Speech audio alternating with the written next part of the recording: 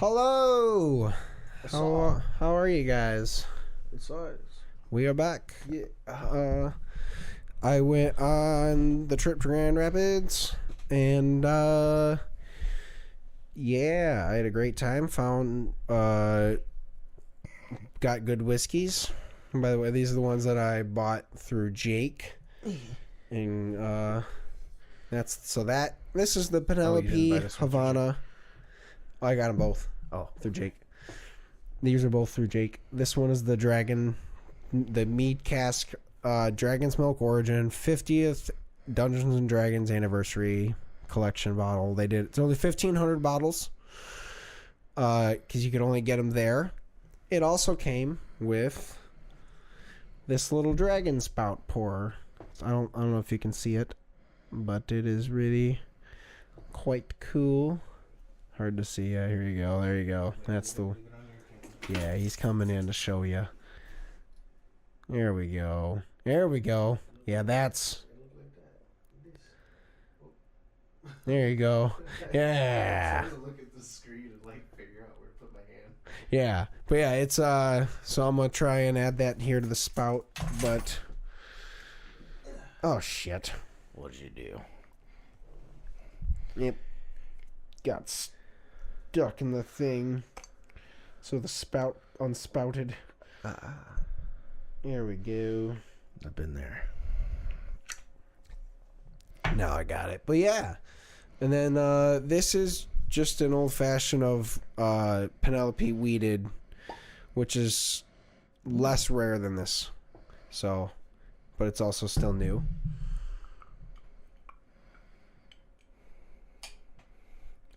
Why do these sound plastic now? I don't know. That's good. That's good. Let me pop this boy into the pourer here. So we're going to do this one. I'm interested how this will... So I'm going to do it like this. Actually, I lied. You do it in those ones. Well, son of a bitch, I didn't bring up a measuring thing to measure it out. All right. It's fine. We're going to just dump it like so. I know it's supposed to mimic their breath weapon. Yeah, I'm not using this. I am not using this. Yeah. I've already wasted it and I'm mad. I know it's supposed to mimic their breath weapon. But yeah. Pouring out of that, all I see is the dragon puking. Just It's a cool concept. It does not pour. No. It does not pour. You don't waste very much. It's okay. Yeah. I think some of it actually might have made it into your drink. Most of it did. It just No, I mean your old on my other drink? Yeah, shit. Yeah, it's hard to pour out of these. Ugh. That's what he was talking about, cutting the wax. Yeah. Yeah. Here you go. Okay.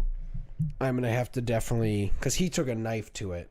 And that must be what he meant. Because I told you that. I was like, oh, I don't know what he was saying. It was so difficult to cut. And, that's probably... Yeah, it makes sense now, doesn't it? Yeah, it does. And then we'll pour those and then let that air out a little bit. Anyway, sorry. I'm just doing shit I probably could have done prior to this, but the computer was being weird. That's all good. We're here. Yeah. But yeah, dude. So I felt bad. So we hung out with Jake and Klomp for the first day when we got there for that night, and then stayed the night there again. But Melissa went to the gym with some other friends, Alex Winter and Tyler, and because they have stones out there, and she needs those to actually do in her competition. Yeah. So when she found out, she's like, "Oh, I actually have to go out there to work out because they don't have stones at her gym." So she either has to go to Detroit, and so she was like, "Oh, they're available. I'm gonna do that." And so she went and got a workout in, and then we met up for a brunch Well, it was at this place that they went to every single. It was Jake, Alex, and Tyler and Eric, or Jake, Alex, and Eric. They all work out, and they would all go to this one place afterwards, and it was a little community like breakfast lunch place that's specifically for like essentially like either like probably like older retired people that are just looking for something to do, people that have not so great pasts and need a second chance type jobs. Ooh, oh, that was close. It's good though. Yeah. But we and so like either way, nice. It was originally 14 and 5. Or I forgot what you had. 14 and 8. 8, yeah. But anyways, so this real cool place, and they were like, it's phenomenal brunch and all this. So we go there, but unfortunately, it was their last day because, unfortunately, I think due to funding, they're closing down. Oh. Not because of unsuccessful business, but because it was essentially kind of funded by government to help get people back in, and all of a sudden it's not getting funded no more. Yeah. Because it was funny, I was in there and I'm like, it was consistently people coming in and out, like it had a lot of business, like, and they were like, no, dude, that food fucking slapped. It was so, I had biscuits and gravy. Getting warm? Huh? Warm? No, I feel a slight headache coming. Oh shit, do you want some meds? Yeah. I'm gonna pause. Ibuprofen? Ibuprofen, whatever you got, yeah. Do you want me to pause? No. Okay. Hi, it's me. Brandon's getting drugs. He is over there getting some drugs for me. Sorry, the headache came out of nowhere, guys. Yeah, I literally took a sip of that, and then I was like, oh, eyeball pain. Happens. Did you find any?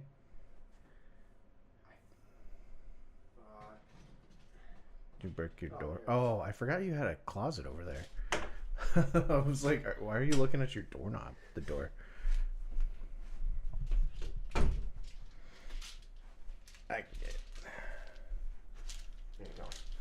I may be a child. Yeah, I was like, oh shit, that'll work. Ooh. I forgot there was a glass there. I was like, oh no.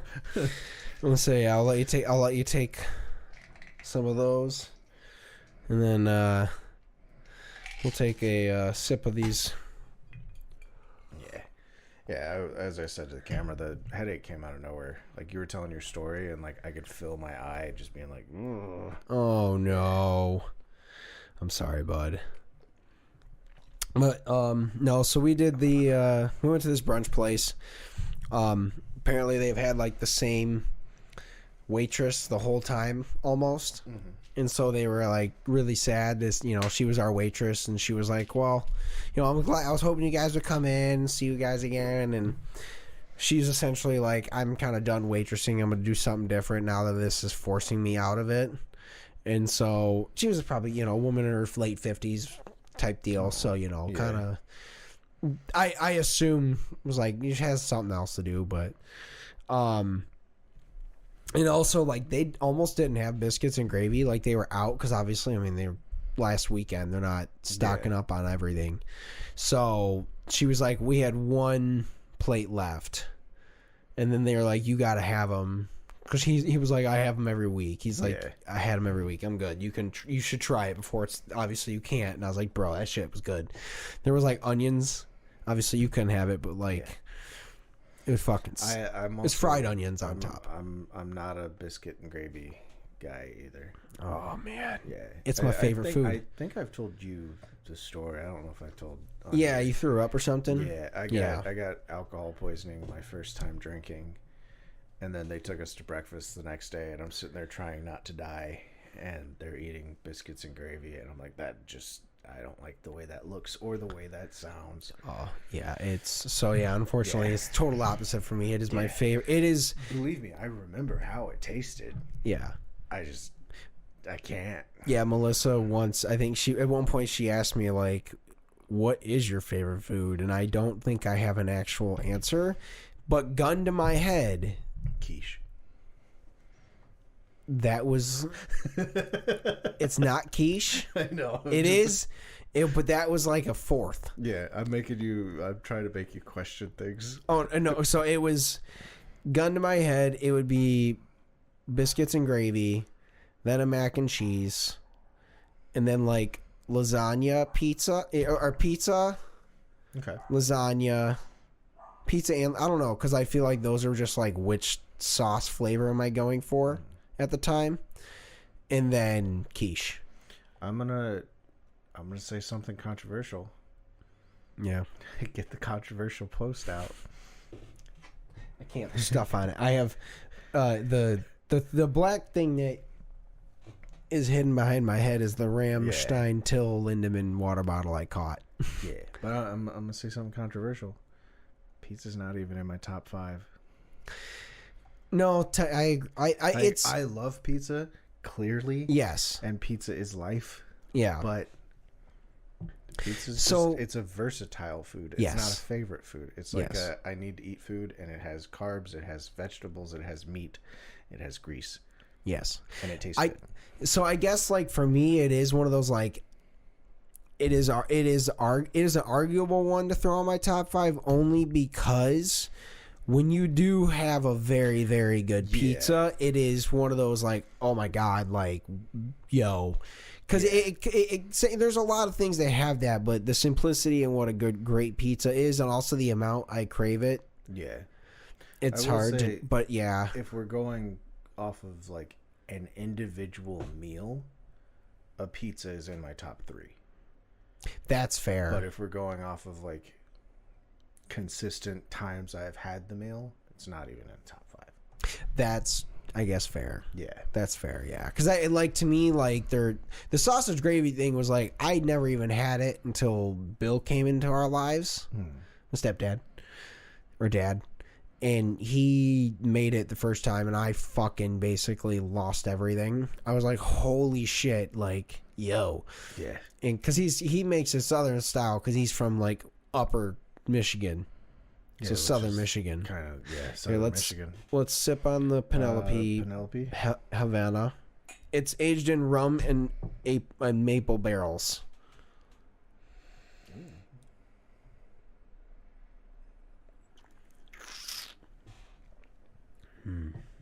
Yeah. That's good. Yeah. I will say, gun to my head, number 1 favorite food has been my entire life, at least as long as I can remember.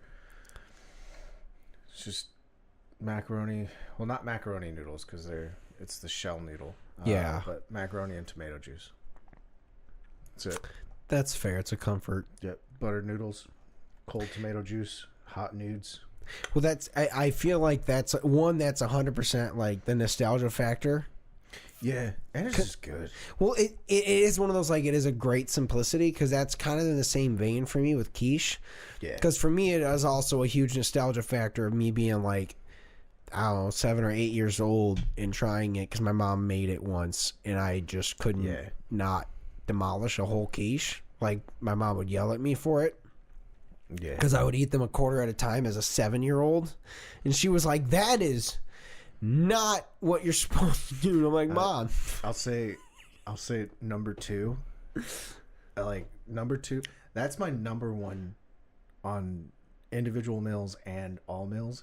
Number 2 on individual meals and all meals is a hamburger on fucking Wonder Bread, dude.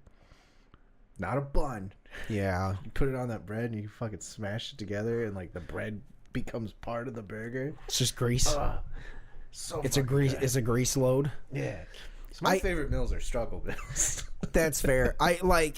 Because like honestly, I forget about this until now because I haven't had it in forever. When my mom used to make the tuna Alfredo hamburger helper. Yeah, the tuna casserole. No, the one in a pan. Yeah, the tuna casserole. Well, you didn't have to do it in a casserole dish, but I believe the box was still a tuna casserole. Maybe. Yeah. I always remember this. I've had it in a pan, and the hamburger helper one I've always had in a pan, but I remember it saying casserole. So it wasn't like the elbow macaroni noodles either. It was like it was the weird flat. baby flat ones. Yeah. Yes. Okay. Yeah. Oh yeah, yeah. So we never did. Yeah, my mom always actually served it skillet size. She never threw it in the oven or nothing. Like I always had it in the pan too, but I'm Yeah. pretty sure it was supposed to be. Oh, well, yeah. Well, my mom, when we made it that way, like I would also like have a problem of not just finishing it. To be fair, that might also just because it's Alfredo, and yeah, Alfredo is that. As I'm sitting here talking about it, like Alfredo has to be in my top 5 because it was the one food I requested at my wedding. I told my wife, I was like, I don't care. I'm like, we're gonna try our food, and I'm like, that is the one non-negotiable. I have to have Alfredo. Like, fuck. Yeah. You reminded me. I'm gonna put my number 3 is chicken and noodle, the homemade chicken and noodle that my great grandma used to make. But you serve it over mashed potatoes. That's fair. Yeah. You have one bowl. If you have 2, you're shitting your pants. Yeah. But the Alfredo, that was good, man. I like the one at your wedding. Yeah, I mean, it's just one. It's a safe sauce. Oh. I'll say, let's try the. It's sat long enough. Let's try the D&D because this one is really, really great. Should we roll to see how good this will be? Yeah, fuck it. Yeah, it makes sense to roll again for the 5 and 10 in narrow derivatives. I got the word right. 50. 5 10s. Yeah, we did 50. it. It's 50. Jesus, that's good. Good maths. Mm-hmm.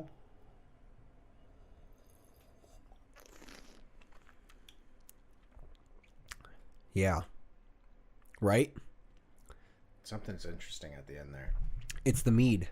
That's what it is. It's mead cask. I was like, there's some honey. Yeah, it's legit. Like it is. It's got like it's really nice. It's like it gets like plummy. Yeah. On the end in like a whiskey way, like a caramely plum. Like it's. Well, it to me it's more of a honey. In the honey, yes, definitely honey. I can taste the plum a little. Like I get what you're saying, but to me it's like. So yeah, the mix of the honey and the whiskey gives it a plummy. That's probably Yeah, I can get that. To me, it's like maybe because it's a liquor. Yeah. To me, this is like I've already been at Ren Fair for like 6 hours, and this is when I stopped counting what meat I was on. Yes. So it's like that after flavor. Yes. Yeah. Yeah. It is.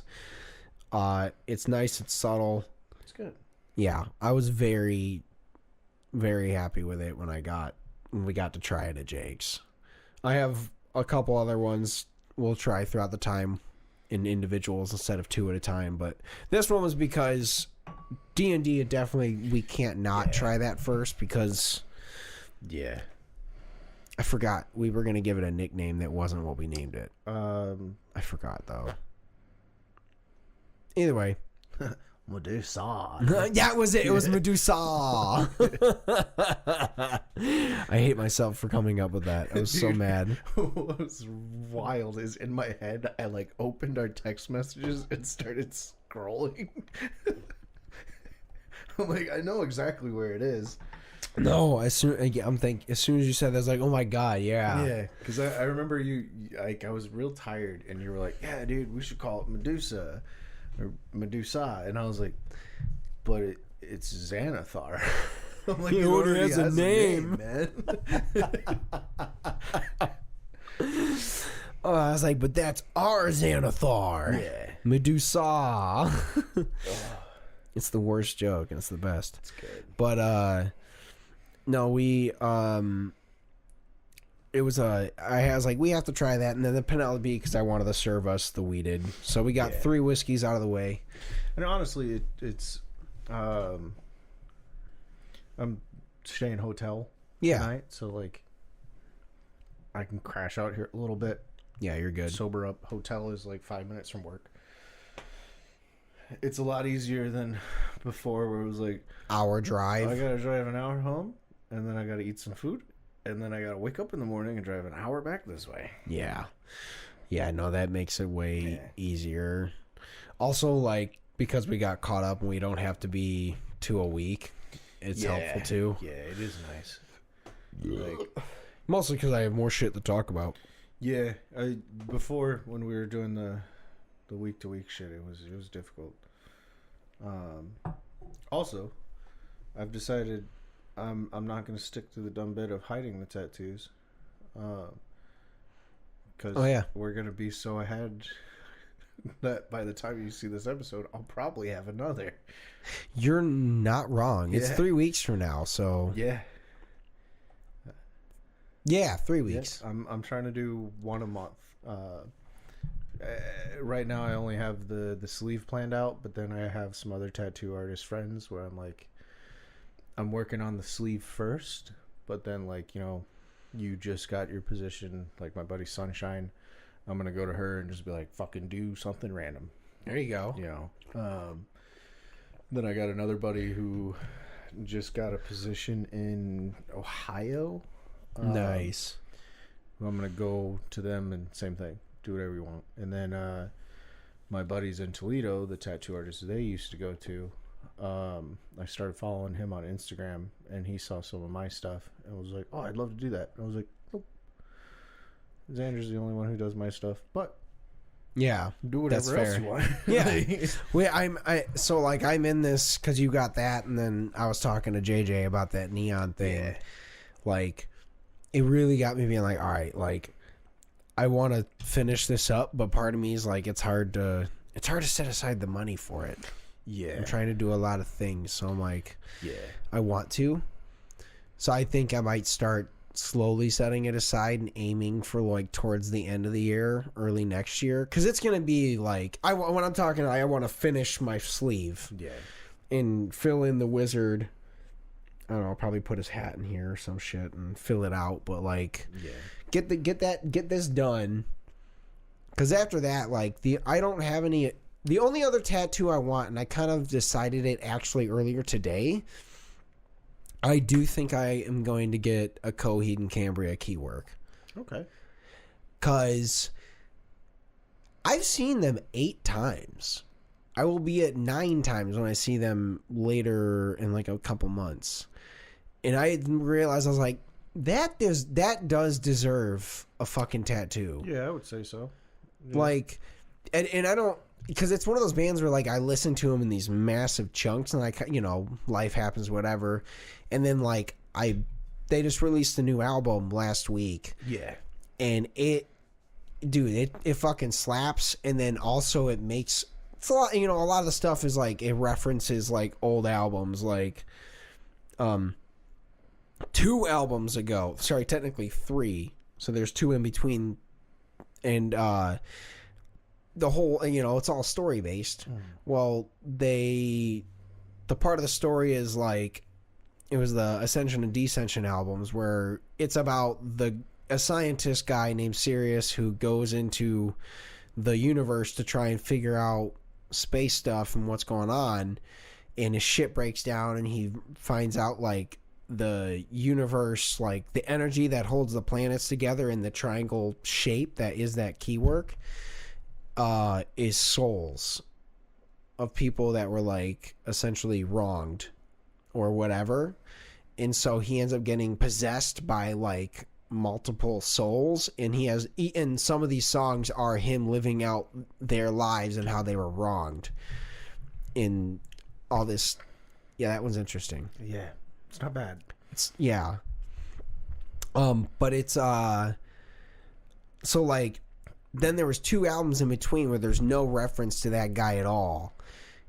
And so that was called Vaxis 1, Vaxis 2. This one was Vaxis 3, but at the end of it, they have a 4-song, essentially, story that is that. It refers right back to that guy from 2 albums ago out of nowhere on track 10 to 14 at the end of the album. So it's one of those, like, they're really cool. Coheed, or I should say Claudio, is masterful about working in like the story, and a lot more specifically, like he's great at working in his real life into the story. Like a lot of it is referencing like him, his kid, in like, because his kid is, from what I can glean from all of the lyrics, his kid is autistic. Vibes. And so obviously like they had a difficulty in kind of coming to the terms with that. And then I think also he realized he is autistic through observing his son. And so like a lot of those themes are in the albums. So Vaxis is the son of Coheed and Cambria in the story. So that's where like the whole thing is about this kid like growing and learning its powers and shit like that. So like if I listen to the songs too deeply and like get into his brain, it'll make me start like weeping at work and shit. Like I have to turn it off or just be like, don't do that, not here, because I'm just like it hits you so hard. You know, because like specific lines like where he talks about like doctor saying a thing and then you're like, oh, that was an actual thing that happened, that he was like, fuck that doctor. You know, like my autism is not a like, obviously there has some weird, there is a different way of living. It's not a negative way of living. Yeah. And he was like, my kid has a superpower. You just don't understand it. And that's what he wrote these albums about. And so it's cool to like hear all of that. And it's like, it slaps. And I was like, man, like no other band like really affects me that way. Like other stuff affects me. I'm like, oh, that part really hits. Or like if I think too hard about playing a certain part, it'll hit me too hard. But not like the physical lyrical content. Like it's one of the very few bands that other bands have, like Architects with Doomsday, because that was especially right after, because it's about them losing their guitar player and the drummer's twin brother Tom, their guitar player and the main writer of the band up to that point. So it's a huge song. It's about losing him young. And it hit me about my dad. So I was like, there's very few songs that get the tears going. And Coheed probably has like 5 of them. Yeah. I can't remember the name of the song. And I've talked about it before where like I like music, but it doesn't have that same connection that a lot of you get. But there was one song that came on shuffle and I was like, damn, this song fucking slaps. Like this dude is fucking going through it. Like who hurt you, bro? Like the emotion. And then I googled the song. The Proclaimers, 500 Miles. No, I googled the song and it's about his cat got cancer. Oh, Counterparts. Yeah, Counterparts, that's what it is. Yeah, I know. Brandon, and fucking dude. Oh, like because I was sitting there, I was like, man, somebody hurt you. Who hurt you? And then I was like, it's his cat. Oh no. So I followed Counterparts prior to that, and I not a lot. Like I can't name a lot. I would not be able to name you a song, maybe one, but like their drummer is really, really, really good. They found him because he was the number one and probably still is the number one drummer on Rock Band. Okay. He was so meticulously like they became the number one, and then he's also a ridiculously dumb live drummer. But he that's how I kind of like got a little into them. But then their Brandon, their vocalist, was on the Downbeat, which I regularly wear. Their not a lot, I guess. I wear it a lot, not necessarily on the pod. But he was on there and he was talking about like, he got, this was prior to that. He had his cat, and he and his girlfriend were talking about they were moving, and he got this cat and he had just rescued it, and how much he like it's changed his life and how much he loved this cat. And he was like, I don't want kids. He's like, I don't want kids at all, but this makes me understand even like an instance of like what having an actual child would be. And he's like, and I love this thing. And so to find out like it died young of cancer after finding like a home in him. Yeah, and it was right after mine. Oh, so like, bro, I was sitting at the fucking townhouse just like Googling it, and I was just like, fuck, dude, dude, or not the townhouse, at Chrissy's.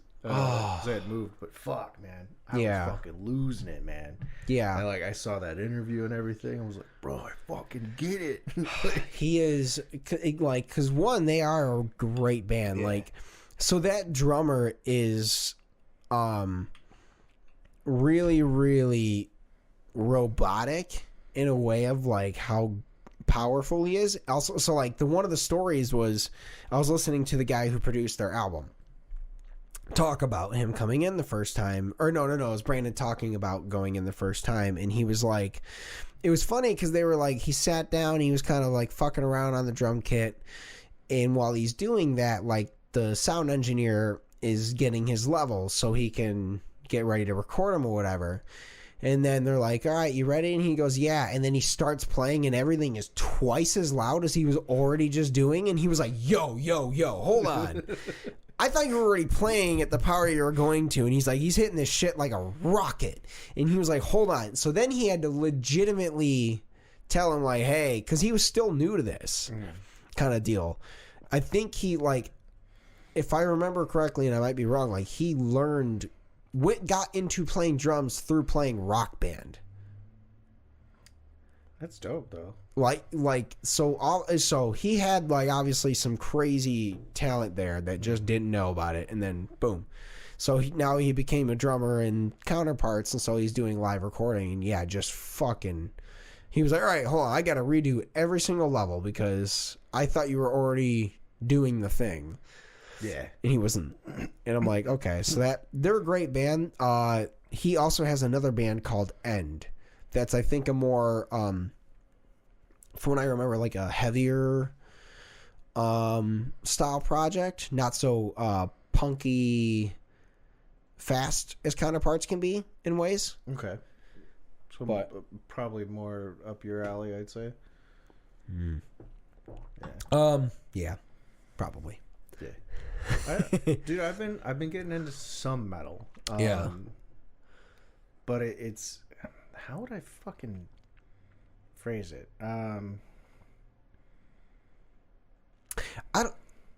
It's kind of like Led Zeppelin metal. Yeah. Like what? Like Led Zeppelin metal. Like it's heavy. But it feels like Led Zeppelin. Counterparts? Like, no, not Counterpart. The music I've been listening to. Got it. I can't name a band because it's just like the Discover thing on YouTube. Like I put in one of the bands is called Gnome. I put them. Okay. In, they do some funky shit. And then I've been listening to more like funk music. Like there's one band called like Starboard. There's no lyrics, nothing. It's like a fucking 15-minute song. Nice. Fucking slaps. So, obviously, like, there's definitely instrumental bands. Most of the ones I listen to are, if I do listen to them, are heavier. Yeah. Pliny is one I think you might like. I think there was a song I played. If I played it for you, you'd probably recognize it, because I'm sure I played it in the car for a certain point of time. Probably. It was called, God damn it. I want to say it was called Electric Forest. But it is, it's a really pretty heavy song. Yeah, Electric Sunrise. That's it. So maybe you'd have to show me.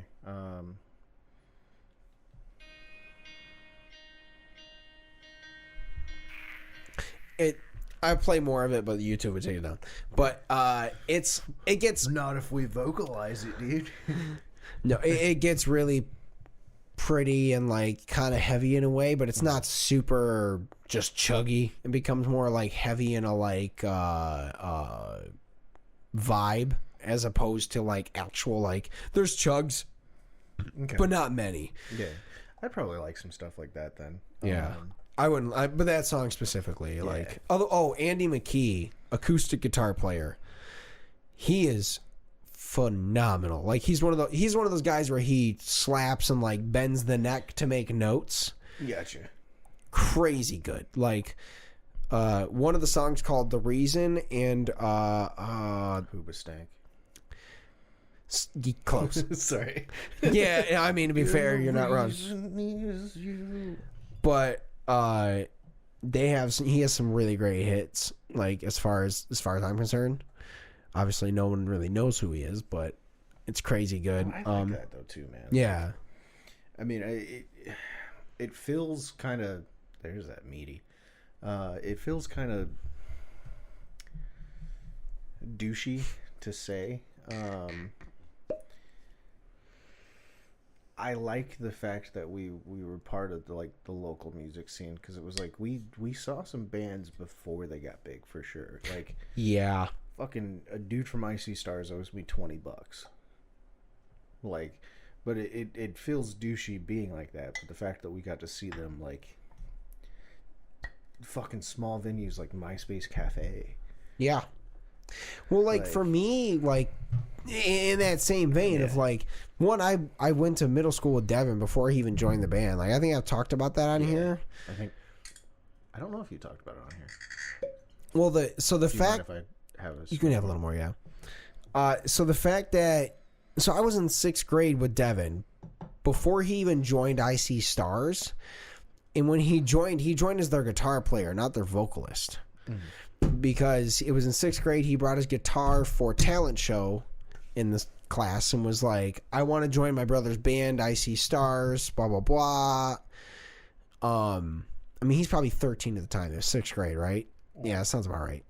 So he's like, yeah, I'm thinking about joining, whatever. And then, like, you know, like a year later, he ends up joining because he's, or not even a year, probably within a couple months, because that was really quick. And so, yeah, he joined IC Stars, and then that became that. Fucking I Prevail. That's who I had in my head. I tried to sell them merch. Honestly, one of my...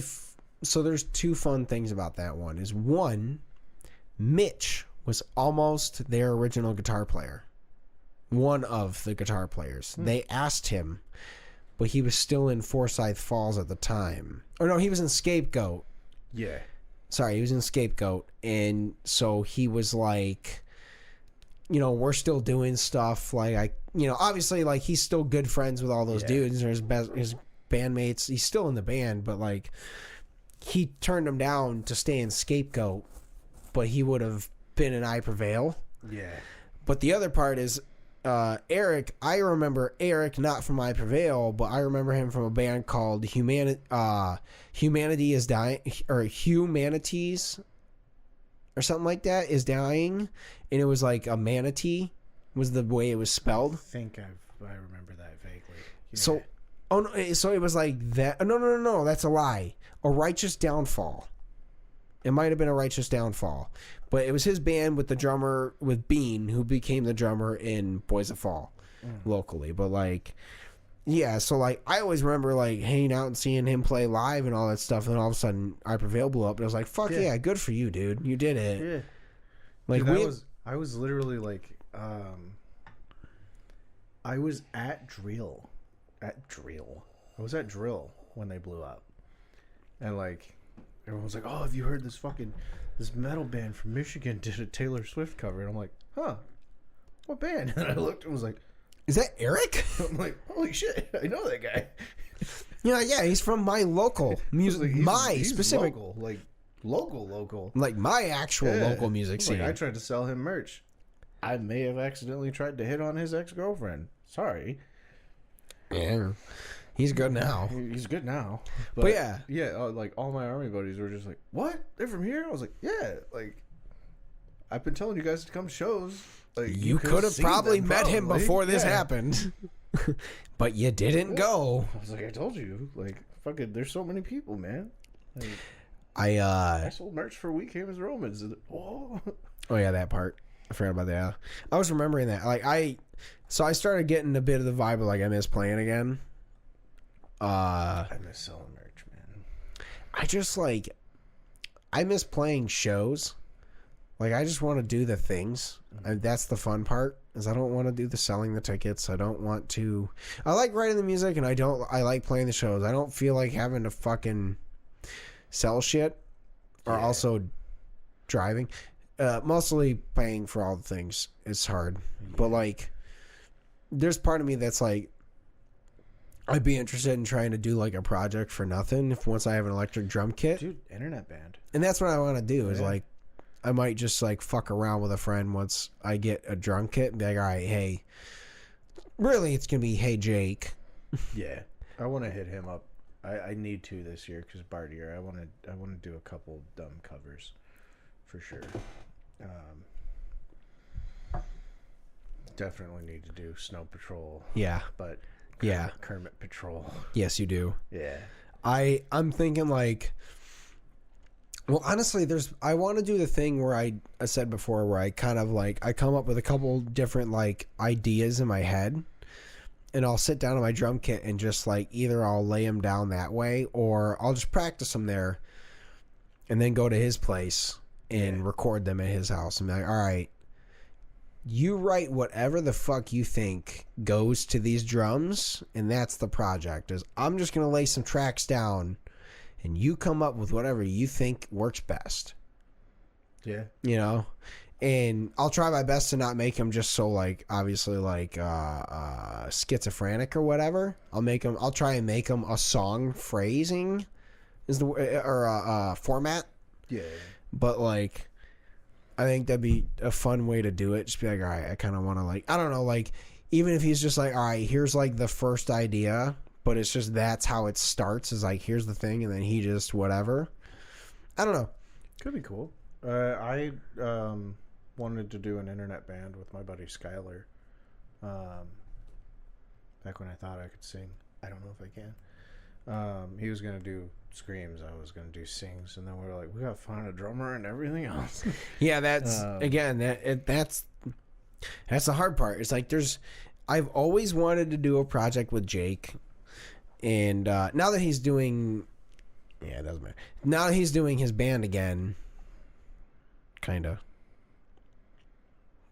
I mean, it doesn't matter. They're gonna drop an album, at some point. But the fact that they're doing that again, like obviously he'd be busy, but like I've always thought, like if I'm going to do a project, it's gonna be with either him or it was gonna be Tyler Winter. But Tyler Winter plays stuff that I'm just not good enough to play. It requires faster drumming, faster double kick than I was ever able to do when I was playing, let alone not playing again. So I'd have to, that's going to be the other thing though, is if I do get playing again, like I am actually going to prioritize that because it used to bug the shit out of me. And it still bugs at me that I couldn't do that, even though it's arguably one of the hardest parts of drumming. I get it though. But like, I guess like in my mind, like it's a simplistic movement of just going the wind probably. But the consistency of having to do that was always hard to me. But I feel like people view that as like most people view that is the easier part of things, and doing the weird complicated time signatures and stuff that I had an easier time with as the hard part. I can get that. Like doing a fast repetitive movement is probably easier than fucking timing. Yeah, and I'm just sitting here like I can do the timing stuff. I just can't get my legs to go fast for like 10 seconds in a row without my left leg being like taking a break for a hit. I get that. Oh, fuck. Honestly, like I need to go to a chiropractor because I think my lower left hip is in like a weird. It always kind of hurts. Like I need to crack it, and I think that it might have legitimately been one of those things where like I listened to Craig talk about it on the Downbeat years ago, where he went to a doctor and they basically reset his hips because they were offset and he didn't know that, and it fixed some of his drumming that he didn't know. Like he knew he had an issue with it, but he thought it was just, this is just my weird, like I have an issue with this. And then they're like, no, your hips are offset. Like by like a half a meter or half an inch or whatever the fuck, and they're like, that's enough to really throw you off. And I was like, I wonder if I have that, but also I don't know. But I've always thought like that'd be interesting to check out. But yeah, I do want to get back to playing again. I miss it. It's that'd be dope. There's a lot of stuff I want to do. It's just so expensive. Yeah, I kind of miss the shows a little bit, but like. I don't miss going to shows. I miss being part of shows. Yes. And again, not in a douchey way because I was just the merch guy. Yeah. So like I was still just going to a show, but like I was involved in it. Yes. Rather than like. Yes. Yeah.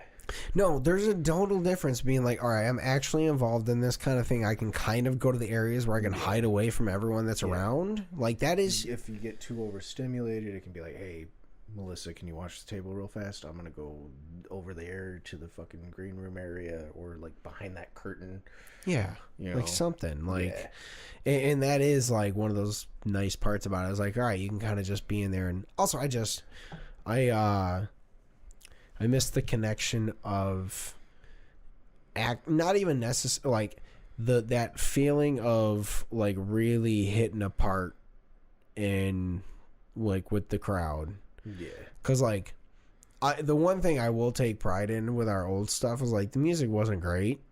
Torchbearer was a lot better. Behind the Silence was very mediocre. But our Behind the Silence hit. We had a good live show. Yeah. We knew live show was our strength. It wasn't our music at that point. We hadn't written enough to be good. We just knew how to put on a good show. Yeah. And I personally, as a drummer, I feel like I gave a lot more energy than a lot of other drummers. And I took that because Travis Barker was the drummer that got me into it. And he's fucking crazy on a drum kit. And I was like, I need to do that. And so that's how I've always taken to drums.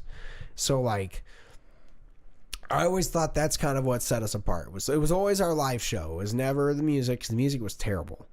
When I look back at it, that music was horrible. Yeah. It was super basic and, like, no one's going to hear it. I love Anthony, but, like, he was not great in... He knew that. Like, he was going to get better. It was difficult. Everybody needed to improve somewhat. It was like... it was very much a first project. Yeah, it was very much a first project. Yeah. So then once Torchbearer came along, obviously it was significantly improved. But, like, again, it was still the same thing. It was our live show. It was not... Honestly, I don't think I've said it to them directly, but I have told other people because I've shown other people's stories untold. And they're like, oh, like, this music is great. And I'm like, you need to hear them live. Yes. Like, and it was kind of the same thing. Like, their CDs that they put out were too clean. Yeah.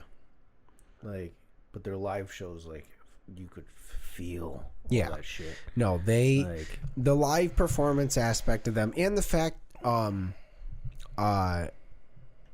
so Tim is back too. It's not just Kevin, Brandon, and Jake like it was before. It's all of them again. I think Tim's finally, his kid's old enough where he's like, okay, I can do some stuff again. Yeah. So I mean, again, I also don't think they plan on doing like shows again. They might, but like I think they're just doing it to do it, which is great. Man, they're one of the bands that could blow up. Jake is the only guy that if he asked me, like, if for some fucking reason like Brennan doesn't want to do it, like, he is the only guy I would actually be like, all right, I have to actively consider doing this, because if I win the lottery, he is my number one person that I'm like, I'm just giving you money to be a muse. Yeah. Like, I'm literally just going to be like, cool, what is it to pay off your mortgage? Yep. Here's your mortgage paid off. Cool. Where do you want to go for music school? Or even if just sell your house and you keep that money and do whatever. Like, I'm just like, do whatever you think you need to do. I don't give a fuck at this point. Like, I'm like, I am investing. I'm like, you have like $1 million budget to fuck off and do whatever you think you need to do. I don't care. Do what's needed. Yeah, go fuck around, Hans Zimmer. Yeah, literally that. Like, go find some internships, because you don't need to get paid. You can get it for free. I'll pay you whatever you think you need. Like, I'll just give you a credit card. Whatever. Yeah. Some shit. But like, he's number one. Like, I would do that because he's so talented, and I'm like, he will do something eventually. It's just when it hits. I mean, honestly, I think if it's not a band, I think even if it is a band, I think it'll be the fuck is that other producer? He's like a big Hollywood producer.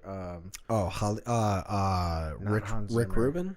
No, it's some guy who was in a band. He's weird. Fucking Oh, yeah, I know what you're talking about. From Goldfinger. John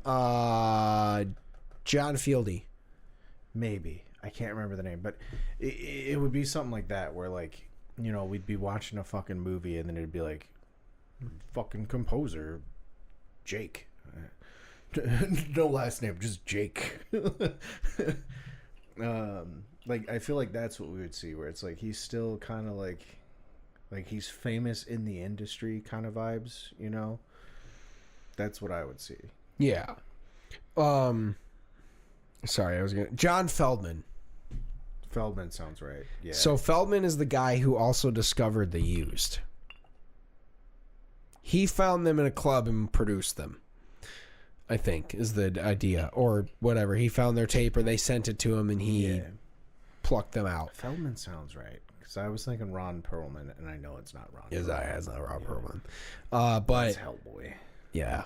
But I legit, like, if Jake asked me to be a part of a project, he's the only guy that I would have a very, very difficult time saying no to.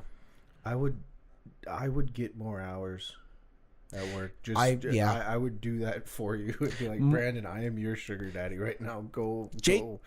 Jake is the only guy that if I brought it up to Melissa of like, hey, I got asked to be in a band, she'd be like, I think you have to. Like, you're, you know, like, I don't have a drum kit. She'd be like, I think you have to. Like, it would be one of those, like, all right, I get an electro drum kit, and I just leave a drum kit at Jake's house kind of deal for the sake of whatever, and then I figure it out. And I would be mad at you if you didn't, honestly. I'd be mad at myself. Yeah. Because there is a very... I do, like, when I think about, like, what I could make with Jake, that's what eats at me when I think about music now. It's like, I could do some fun stuff with him. That's what I'm saying. Do some internet band shit, man. Well, I just got... The problem is I need to get a kit, and if I'm going to get a kit, it's a couple $1,000s. Let me get some hours. Without getting it on Facebook Marketplace. Yeah. Realistically, I'm getting it on Facebook Marketplace now at this point. I'll get a used kit, and then whether it comes with the, you know... Problem is they all come with, like... You're paying, like, tons of money for the computer thing, not necessarily the... Yeah. Like, I want the nicer drum things. I just don't care too much about that. Because I'll just download the couple... Yeah. Things I need. But like, that's where I'm like, I really want to do that, but yeah, I just don't have the money right now. Like, I want it hurts because I was listening. What's really inspired it was one, the Coheed, but two, the new Sleep Token song. I haven't listened to it yet. Really? I've heard snippets, but it's like, it's one of those songs where, like, music for me, like, in order to actually get into it, like, I have to drive for like 15 minutes, and still have like 20 more minutes of driving, and then I can put it on. That's fair. I haven't had the drive. I haven't had the drive, and then when I did have the drive, because I went to trivia on Tuesday and stuff, I was just too tired. So that's fair. I'm going to put on music that I already know that I can, like, jam to. Also, that is not a song to... That's not a song to jam to. Like, I hear it's a song you have to listen to several times because of the syncopation to it. Well, it's one of those songs where, like, it doesn't kick off right away at all. Like, it is a slow build. I love those. Yeah. It basically, it only really kicks the second half. Okay. Kind of deal. I like is what I mean. Like so that's where you have to listen to it twice, because it's like, okay, now that you know what comes, it makes you feel the anticipation better the first I might give it a chance. I know I'm gonna like them, but I'll listen to the song on the way back to the hotel from here. That's fair. The only other shitty thing is I've mentioned doing the Kermit cover of Snow Patrol. I also want to do a Kermit cover of a couple Sleep Token songs. Chokehold. Chokehold is one. Chokehold and Are You Really Okay? Yeah, you can hear it, can't you?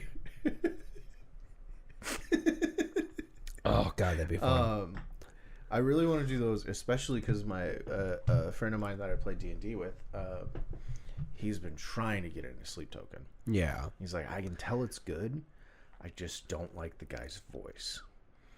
that's hard. Yeah, and when he told me that, we were playing D&D on Tuesday. He was like, I don't like the guy's voice. And I was like, how do you feel about Kermit the Frog? And he was like, what? And I was like, buddy, I've been wanting to do a cover of Sleep Token as Kermit the Frog. And he's like, I've heard you do Kermit the Frog. He's like, You can do that. can you please do like a whole album? And I'm like, depending on how much Jake charges. But the issue has been, when I'm listening to Sleep Token, my brain switches to Kermit. Yeah. And I'm like, I can't do that to a new song. Like, So like, I will say like, yeah, this new one is definitely like, it's way slow. It's a slow start that like hits really hard and then makes you like, okay, I'm gonna want to listen to it again. And then you're like, all right, now I really feel it. And it's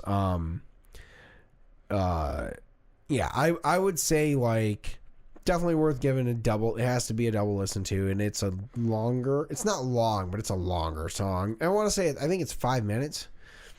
that's not that bad. Like 5 to 6, somewhere in there. But like it was it's not even necessarily the music, it's the drumming.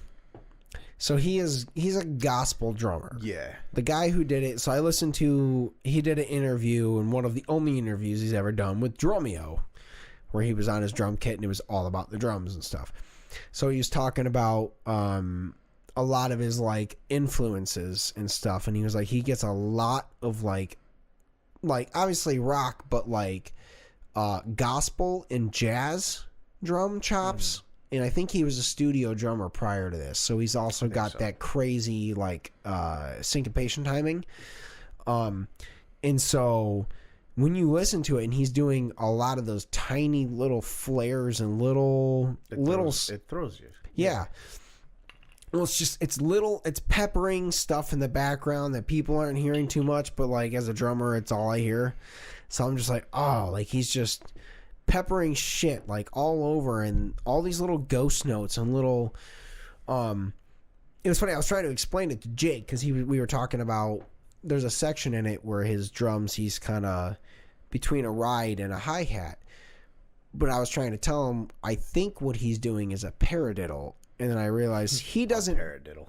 I was like, he doesn't know what a paradiddle is, and you don't know what a paradiddle is either. That's why I made the dumb sex joke. But it was a paradiddle. So, a paradiddle is when you go right, left, right, right, left, right, left, left. So it's the same pattern, but in reverse. And then, so in repeat. So he's doing that between the hi-hat and his ride, but also, throwing in the snares where they need to be. So it's very soft because he's got the hi-hat closed, so it's very like, and it's very soft. And so I was trying to explain that to him. I was like, fuck, like I realized like so that's the shit that gets my brain like, oh, I already knew what he was doing there. That wasn't hard. It's none of that part's the hard part for me. It's like obviously like getting it down like to the intricate notes is a little difficult, but like I can pick that apart really easy. It's just when I'm playing, I'm like, I can't just go over and over and over again because my brain's just like, we did this for 8 seconds. Stop. Yeah. You want some extra shit peppered in there. I get it. Yeah. I love flair. Yeah. I don't know shit about instruments, but I like the music that does that. Like, I don't like to hear the same fucking thing. Yeah. No, that's what gets my rocks off now, listening to music, is listening to intricate details of even musicianship. Vocals, man. Like I showed Rico. Yeah. He asked for new music, and I was like, you should check out Pump Action. It's like a punk-ish band. I'd say a little more jazzy. Yeah. And like the singer, like he'll go from really high notes to like not low but like mid-range like belting and then back to high notes.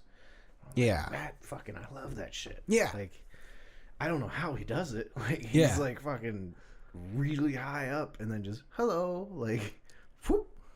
And that's the shit that, yeah, it's like, all right, that's crazy impressive. Yeah. And that, again, that's the stuff that I'm like, oh, cool. Like, and also that, and then like, oh, you know, for me, it gets more, obviously, way more intricate where I'm like, oh, I like the way that the bass isn't playing with the drums. Or like, I don't, you know, I like the little noodle the guitar player's playing in the background that's not the lead guy, or little shit like that. And I'm like, oh. Also, there's definitely times where like I get, when I want to get like autistic about it, I like listen to the mix and I start to be like, all right, well, like where, like, I'm going to finish this getting real nerdy. If you're looking, a lot of the way like mixers engineer, they either engineer as if they're looking at the band on the stage or as if they are the drummer looking out from the stage. So like if you're listening for the hi-hat, like that part, if you hear it more in your left ear, you're hearing it more from looking at the stage outwards. If you hear it more in your right ear, you're more looking at the stage. Okay. In general, because most drummers, you hear left ear, you're the drummer. You hear right ear, you're the audience. Kind of, yeah. Because like you're still gonna hear it in both. You'll just hear it more prominently. It'll be a little more faded that way. Yeah, and just barely. So it's one of those things where like, or like a lot more of the time, not necessarily hi-hat. It's like the China. If you're hearing the China crash a lot heavier and you're really paying attention, it's generally more on the right side for the most part. Most people are,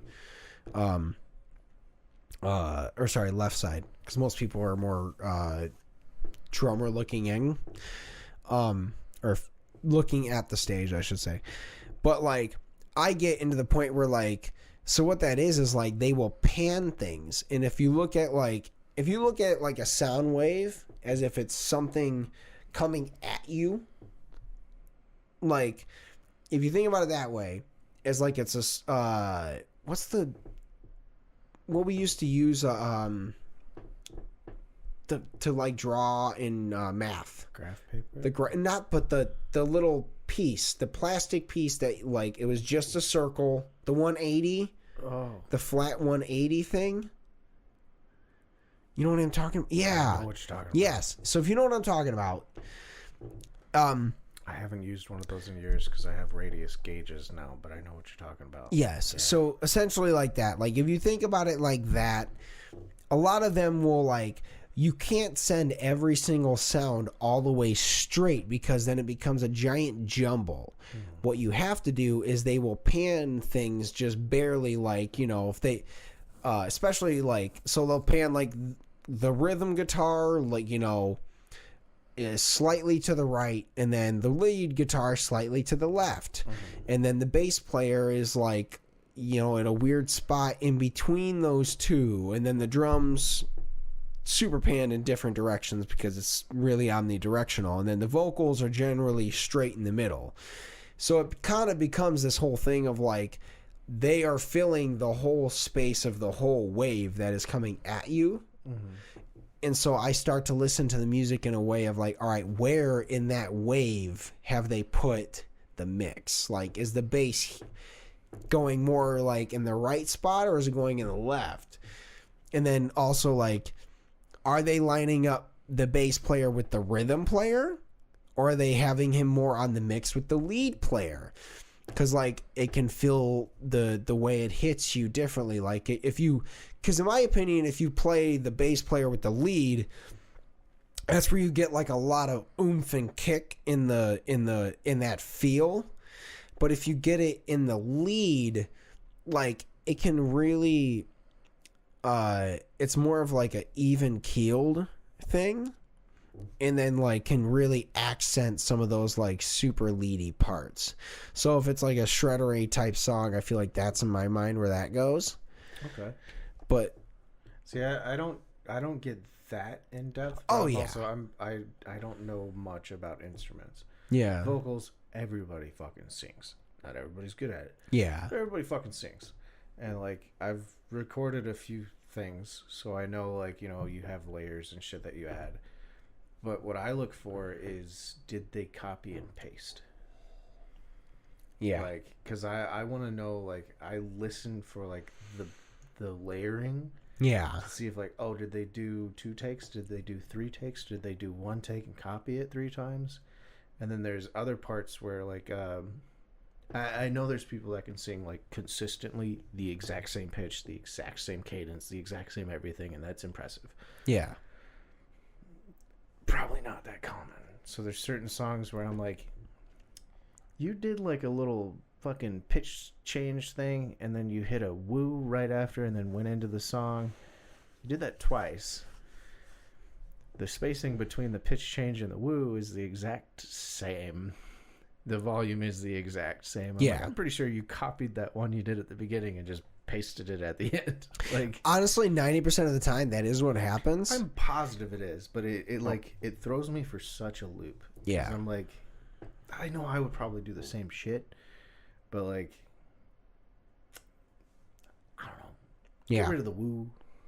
You know, yeah, get rid of the obvious thing. Obviously, like, it depends on like what they're using it for or whatever. Yeah. But like a lot of the time when they're layering vocals, like they are purposely doing like, here's 4 different types of vocals, so it fills. Again, same thing in the idea is like it's filling the space. It's coloring. It's, you know, you have this whole thing in front of you. How do you fill that out?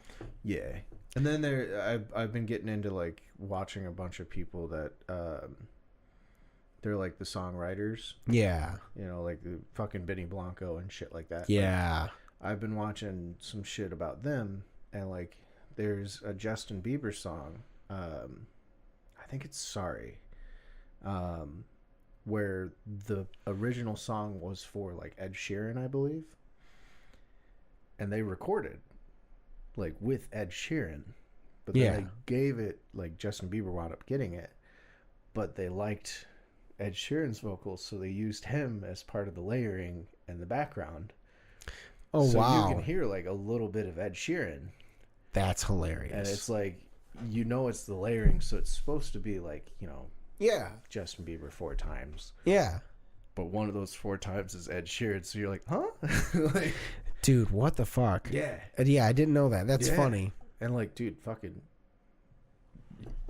it's cool as shit to look at. Like, because there's a bunch of stuff I've been seeing where like they made a bunch of songs for Maroon 5, but the person they did for like the vocal like guidance track or the demo track, whatever you want to call it, does not look anything like Adam Levine. But it's like, wow, you wrote that. You wrote that, and you sound exactly like Adam Levine. And then there's another song where it's like, how the fuck do you sound like Kid Cudi? You know, like. So one of my favorite like little things is that, so the song from Toby Keith, I Want to Talk About Me. I remember hearing something about this, but I don't remember what it was. So Blake Shelton wrote it. Blake Shelton from The Voice and whatever also became a famous country singer later on, but prior to his stardom, he wrote that song. And they were like, we really like this song. We just don't think your vocals are the right fit for the song. We're going to give it to this guy, but we're going to remember you. And that's how he eventually obviously got his spot. But like, he wrote that song, and I think it was it's one of Toby Keith's like biggest hits. Yeah. So like, I just laughed because I was like, oh, I didn't know that. And then it was some random like the VH1 whatever thing came on, and I laughed. But I don't know. Let's say I'm gonna. Wow. Hour. Yeah. We can see what happens when we don't record 2 days apart. Yeah. It's pretty great. Either way, thank you guys so much. We love you. We hope you have a good week. Are doing well. And be nice to those that deserve it. What if I just didn't respond? And fight those that do. Don't. Bye.